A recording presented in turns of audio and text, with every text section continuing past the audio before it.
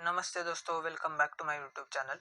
आज के इस रिवीजन लेक्चर में हम क्लासिफिकेशन ऑफ अकाउंट से रिवाइज करेंगे। सबसे पहले हम देखेंगे कि अकाउंट का मतलब क्या होता है। Account is a summarised record of transactions. Summarised का मतलब होता है concise record of transactions relating to particular person, asset, liability, particular head of expense और income recorded at one place. Sir, आप अकाउंट किस लिए बनाते हो? जो कि आपके बिजनेस में ट्रांजैक्शंस होते हैं उसकी आप समरी रिकॉर्ड करते हो अकाउंट में। वो ट्रांजैक्शंस हो सकते हैं आपके पर्सन के रिलेटेड, आपके बिजनेस के एसेट्स के रिलेटेड, लाइबिलिटीज के रिलेटेड, एक्सपेंसेस के रिलेटेड एंड इनकम के रिलेटेड। अभी एक ऑथर है जे.आर. बाटली बॉय, उसने क्या डेफिनेशन दी है अकाउंट की वो हम देखेंगे। An account is a summarised record of transactions affecting one person, one kind of property और वन क्लास ऑफ गेन और लॉस। बेटा, आपको ये अगर डेफिनेशन याद हो गई तो अच्छी बात है, अगर याद नहीं भी हो गई तो भी अच्छी बात है। जो आपका बुक में जनरल मीनिंग दिया है अकाउंट का वो ध्यान में रखो सिर्फ। अभी हम देखेंगे classification of accounts, personal accounts and impersonal accounts. Mainly तो classification personal accounts and impersonal accounts में होता है। उसमें भी कुछ टाइप्स ऑफ अकाउंट्स आते हैं जो हम देखेंगे। Personal accounts and impersonal accounts. Personal account में natural personal account, artificial personal account and representative personal account. Impersonal account में real account and nominal account.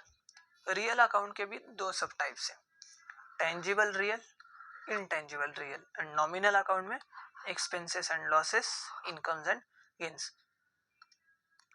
इसको अभी हम वन बाय वन डिस्कस करते हैं। मैंने आपके लिए समरी चार्ट बनाया है, उससे हम डिस्कस करेंगे।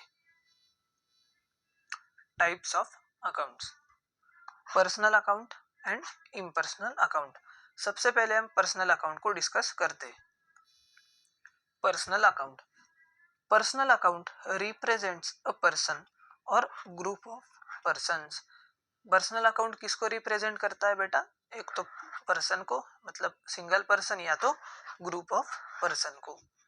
उसके भी तीन टाइप से, एक नेचुरल पर्सनल अकाउंट, एक आर्टिफिशियल पर्सनल अकाउंट एंड एक representative personal account. Natural personal account. Natural personal account में आते हैं आपके इंडिविजुअल ह्यूमन बींग्स के account. Sir, individual human beings का मतलब क्या होता है? जैसे सिद्धांत सर्स अकाउंट, मेरे को बोलना आता है, चलना आता है, बराबर। मैं क्या है, वो ह्यूमन बींग हूँ, इंडिविजुअल ह्यूमन बींग्स में आता हूँ ना बेटा मैं। बबीता जीज अकाउंट, विराट कोहली अकाउंट आप लिख सकते हो, रोहित शर्मा अकाउंट। ये क्या हो गए? सारे आपके individual human beings. So natural personal में क्या आता है? जो कि आपके इंडिविजुअल ह्यूमन बींग्स है उनके अकाउंट्स आते हैं। Babita's account, Virat account, Rohit account, MS Dhoni account, ये सारे आएंगे आपके नेचुरल पर्सनल अकाउंट में। Artificial personal account. Artificial personal account में आपके आते हैं organisations and associations created by law. ऐसे ऑर्गेनाइजेशंस या एसोसिएशंस जिनको लॉ ने क्रिएट किया है। For example SBI account. SBI मतलब sir state bank of India account, Tata capital account, Ekagrata trust account. ये सारे कॉरपोरेशन से, एसोसिएशन से जो लॉ के अंडर फॉर्म हुए हैं। ये आ गए आपके आर्टिफिशियल पर्सनल अकाउंट में। Then representative personal account. Representative personal account में आते हैं ऐसे अकाउंट जो रिप्रेजेंट करते हैं एक पर्सन को या तो ग्रुप ऑफ पर्सन को। For example outstanding salary account. अभी आपके बिजनेस में अगर 4 या 5 एम्प्लॉय काम कर रहे हैं और उनको आपने सैलरी अभी तक पे की नहीं है इस महीने की, मतलब वो क्या है, आउटस्टैंडिंग है, आपको सैलरी पे करनी है। तो ये अकाउंट रिप्रेजेंट कर रहा है उन 4 या 5 एम्प्लॉयज को जिनकी सैलरी आउटस्टैंडिंग है। इसलिए इस अकाउंट का नाम आ गया आउटस्टैंडिंग सैलरी अकाउंट, या तो prepaid rent account, prepaid salary account, outstanding rent account. मतलब जितने भी आउटस्टैंडिंग या तो प्रीपेड वाले अकाउंट्स आएंगे वो सारे आपके रिप्रेजेंटेटिव पर्सनल अकाउंट्स होंगे। देन हमारा हो गया पूरा पर्सनल अकाउंट। अभी हम डिस्कस करेंगे रियल अकाउंट। रियल अकाउंट किसके रिलेटेड होता है बेटा? Assets and properties owned by the business. ये वर्ड बहुत इंपॉर्टेंट है सर जी। क्या? असेट्स एंड प्रॉपर्टीज जिसकी ओनरशिप किसके पास है? बिजनेस के पास है, वो आते हैं सारे रियल अकाउंट्स में। उसमें भी बाइफर्केशन है, एक तो टेंजिबल रियल, दूसरा intangible real. Tangible real account में ऐसे एसेट्स आते हैं जिन एसेट्स को हम टच कर सकते हैं, देख सकते हैं, फील कर सकते हैं। सर मतलब लैंड एंड बिल्डिंग बेटा आप देख सकते हो, टच कर सकते हो, बराबर। मोटर कार, आपकी बाइक हो गया, आपकी कार हो गया, BMW ले लो, कुछ भी ले लो, आप इन एसेट्स को देख सकते हो, टच कर सकते हो, फील कर सकते हो, बराबर। बट इनटेंजिबल रियल में ऐसे एसेट्स आते हैं, ऐसे अकाउंट्स आते हैं जिनको आप टच नहीं कर सकते, देख नहीं सकते, या तो फील नहीं कर सकते। सर मतलब एक बात बताओ मुझे कि आप गुडविल को देख सकते हो क्या?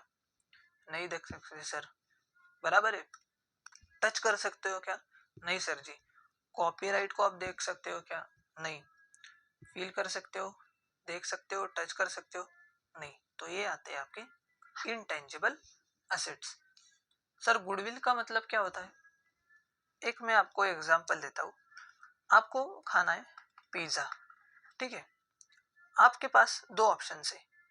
आप एक तो आपके गांव वाले लोकल कैफे में जाओगे, या तो आप डोमिनोज में जाओगे। आप क्या प्रेफर करोगे? आप प्रेफर करोगे डोमिनोज। क्यों बेटा? उनका ब्रांड नेम है, बराबर। सबसे पहले तो मतलब क्या, गुडविल है। बट सर ये गुडविल क्यों क्रिएट हुआ है? कस्टमर की लॉयल्टी है, बराबर।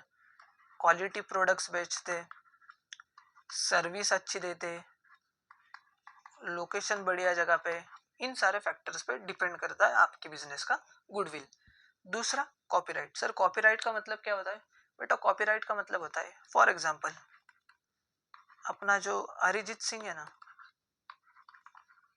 उसने लिखा एक गाना, ठीक है, और उसने अप्लाई किया गवर्नमेंट को कि ये जो मैंने गाना लिखा है ना, ये गाना वो सिर्फ मैं यूज कर सकता हूँ, बाकी कोई भी मेरा गाना यूज नहीं कर सकता। इसको हम बोलते हैं कि उसने अपने गाने पे लिया है कॉपी राइट।